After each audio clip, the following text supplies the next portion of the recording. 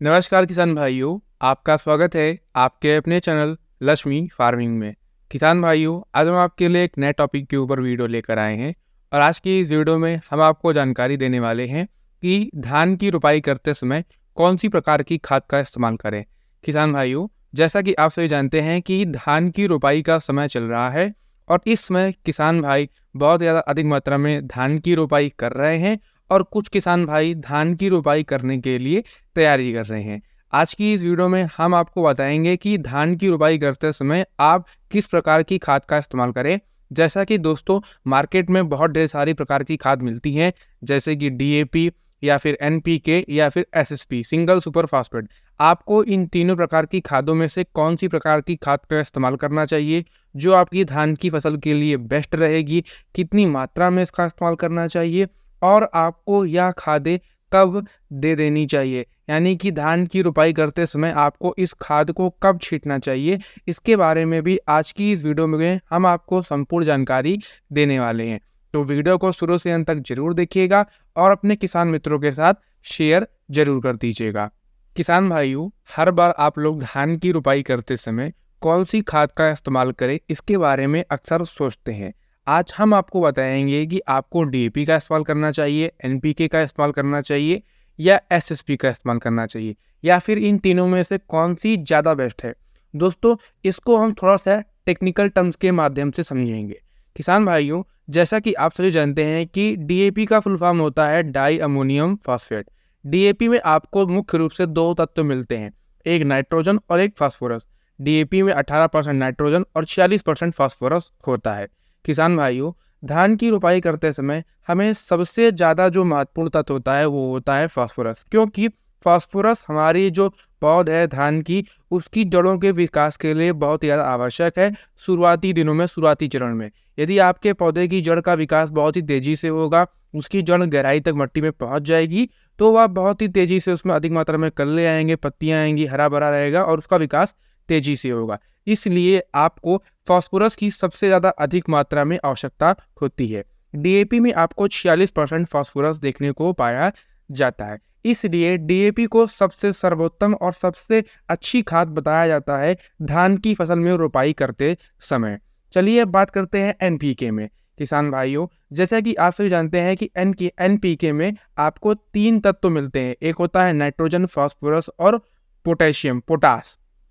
किसान भाइयों, इन तीनों तत्वों की आवश्यकता पौधे में अलग अलग समय पर होती है। नाइट्रोजन का काम होता है पौधे को हरा भरा बनाए रखना, उसमें अधिक मात्रा में हरापन रहे और उसमें अधिक मात्रा में पत्तियां निकलें। फास्फोरस का काम होता है जड़ के विकास के लिए, उसमें अधिक मात्रा में कल्ले, शाखाएं निकलें। ये काम होता है फास्फोरस का कि उसकी जड़ें अच्छे से विकसित हों, फैलें, मिट्टियों में गहराई तक जाएं और तत्वों को अवशोषित करें मिट्टी से जो भी उसमें उपलब्ध हैं। किसान भाइयों, पोटास का काम तब पड़ता है जब हमारी जो फसल होती है वह फ्रूटिंग स्टेज में पहुंच जाती है, यानी कि जब उसमें बालियां लगने वाली होती हैं, दाने लगने वाले होते हैं।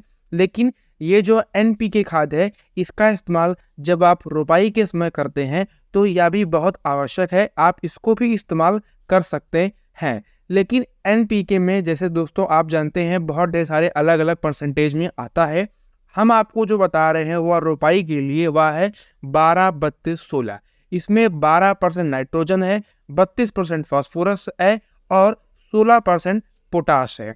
किसान भाइयों, यदि आप इस एनपीके को लेकर धान की रोपाई के लिए इस्तेमाल करेंगे तो ये आपके लिए बहुत ही बेहतर रहेगा। लेकिन दोस्तों, एक कंपैरिजन की बात है, अंतर की बात है कि डीएपी में आपको 46% फास्फोरस मिलता है, लेकिन एनपीके 12-32-16 में आपको मात्र 32% फास्फोरस मिलता है।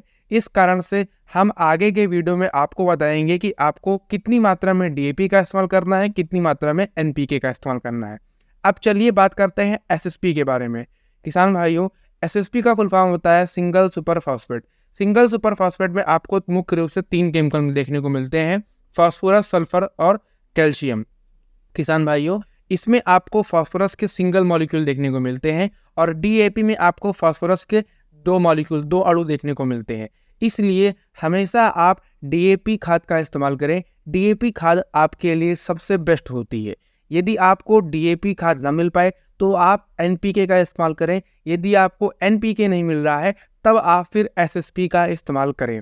दोस्तों यही तीनों खाद जो हैं डीएपी, एनपीके, एसएसपी, इन सभी में सबसे सर्वोत्तम, सबसे बेस्ट है धान की रोपाई के लिए डीएपी, क्योंकि डीएपी में ज़्यादा मात्रा में फास्फोरस पाया जाता है और सिंगल सुपर फास्फेट और एनपीके में डीएपी की तुलना में कम मात्रा में फास्फोरस पाया जाता है।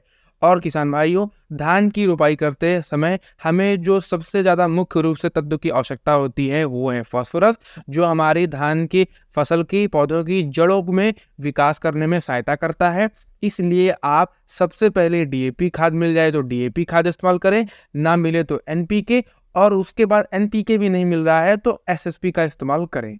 चलिए अब बात करते हैं कि इनको आपको कितनी कितनी मात्रा में लेना है, कितनी कितनी मात्रा में इसकी आवश्यकता आपको पड़ेगी। किसान भाइयों, चलिए अब बात करते हैं कि आपको डीएपी खाद का इस्तेमाल कितनी मात्रा में करना चाहिए 1 एकड़ खेत के लिए।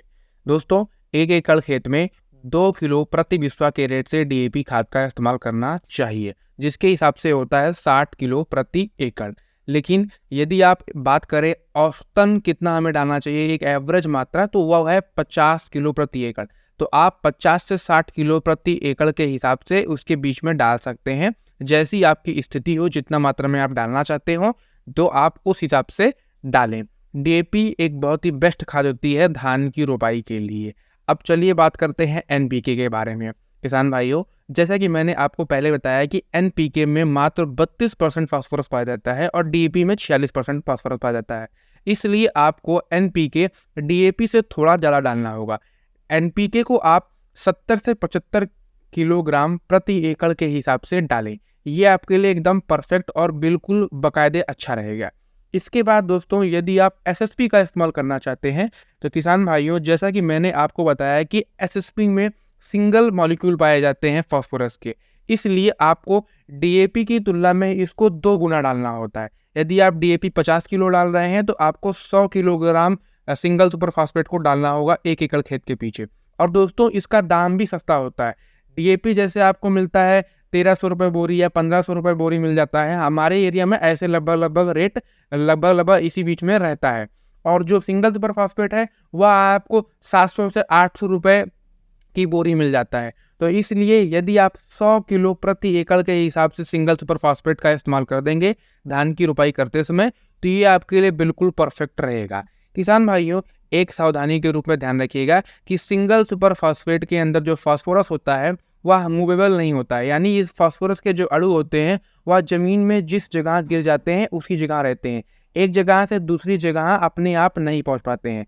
तो इसलिए आप सिंगल सुपर फास्फेट जब डाल रहे हैं तो उसके साथ आप थोड़ा सा यूरिया और पोटास का इस्तेमाल जरूर करें। यूरिया की मात्रा आप 25 से 30 किलोग्राम रख सकते हैं और पोटास भी आप 25 से 30 किलोग्राम के बीच में लेकर डाल सकते हैं। यह जो मात्रा है आपके लिए एकदम परफेक्ट और बिल्कुल पर्याप्त है धान की रोपाई करने के लिए। किसान भाइयों, यह जो तीनों प्रकार की खादें डीएपी, एनपीके, एसएसबी, जब आप इनका इस्तेमाल धान की रोपाई करने के लिए इनमें से किसी प्रकार की खाद का इस्तेमाल कर रहे हैं तो एक बात का ध्यान रखें कि आप धान की रोपाई करने के लिए जो अपने खेत की तैयारी कर रहे हैं तो उसी समय आप डीएपी खाद को उसमें छींट दें और उसकी अच्छे से मिलाई करा दें। तब उसमें आप पानी भर के उसको दलदल बना के फिर उसकी रोपाई करें। कहने का मतलब है कि रोपाई करने से 1-2 दिन पहले आप उसमें जो भी खाद आपको डालनी है वह उसमें आप छींट दें।